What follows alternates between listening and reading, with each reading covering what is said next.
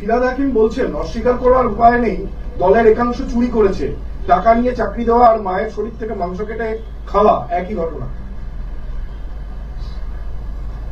একদম ববিদা সিনিয়র নেতা ঠিক কাজ করেছেন, ভালো মানে সঠিক কথা বলেছেন। আমার দুঃখ বা একটাই, অনেক আগে যখন আমি একটা কথা বলেছিলাম কারুর সম্পর্কে, তার পরের দিন ববিদাই বলেছিলেন ওটা কারোর একার নয়, ওটা গোটা মন্ত্রিসভার কালেকটিভ ডিসিশন। সেদিনকে আমাকে কটাক্ষ করতে, আমাকে খোঁচা দিতে কেউ বাদ দেননি, কারণ আমি পার্থ চ্যাটার্জির বিরুদ্ধে বলেছিলাম। পরবর্তীকালে কি কি হয়েছে তারা সবাই জানেন। ফলে আমি এমন একজন তৃণমূলের সৈনিক যে আমার বুক ভরা অভিমান থাকলেও আমি দল ছেড়ে কোনোদিন যাওয়ার কথা স্বপ্নেও ভাবিনি। আমার কঠিনতম দিনেও আমি দলকে চাঁদা দিয়ে গেছি। আমি ঘোষণা করে বলছি আমি ভোটে প্রার্থী হব না। আমি কৃতজ্ঞ মমতা দি আর অভিষেক আমায় কাজ করার জায়গা দিয়েছেন। কিন্তু দলটা যদি সর্বশক্তিতে থাকে, ঐক্যবদ্ধ থাকে, মানুষের সঙ্গে থাকে, তাহলে মানুষের পালসগুলো তো দলকে বুঝতে হবে। কিছু মানুষ করে যা করেছেন সেটা ভুল, ঠিক। করার সময়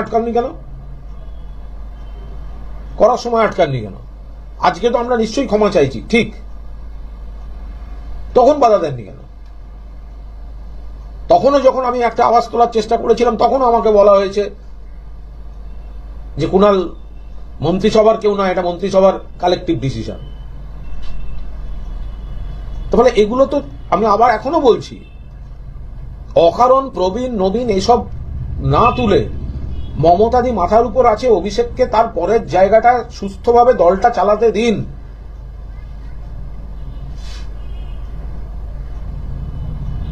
তাতে তৃণমূল কংগ্রেসের সারা বাংলার কর্মী সমর্থকরা দু হাত তুলে আশীর্বাদ করবে। আমাদের কোনো ভ্যালু নেই, আমি কুণাল ঘোষ কেউ নই। আমরা নয় মমতা বন্দ্যোপাধ্যায়, নয় তৃণমূল কংগ্রেস, এই মঞ্চে আছি। আর কর্মী সমর্থকরা জানে তৃণমূল মানেই মমতাদি, আর আজকের প্রজন্মকে প্রতিনিধিত্ব করছে, নেতৃত্ব দিচ্ছে, এই নবজোয়ার করলো। মমতা ব্যানার্জির নাম ছাড়া একটা নাম বলুন তৃণমূলের ইতিহাসে ঘর বাড়ি ছেড়ে এতদিন রাস্তায় পড়েছিল, এই নবজোয়ারে যা করেছে অভিষেক বন্দ্যোপাধ্যায়। তাহলে তার কি কি অভিজ্ঞতা হলো, তার কি কি পরামর্শ, সেগুলো তো কাজে লাগানো উচিত। মমতাদি আর অভিষেকের মাঝখানে আমরা ঢুকছি বলে এই গন্ডগোলগুলো বাজছে। আর কয়েকজন হয় দিদির কাছে ভালো সাজা, নয় অভিষেকের কাছে ভালো সাজা, এই করতে গিয়ে জিনিসটা হচ্ছে।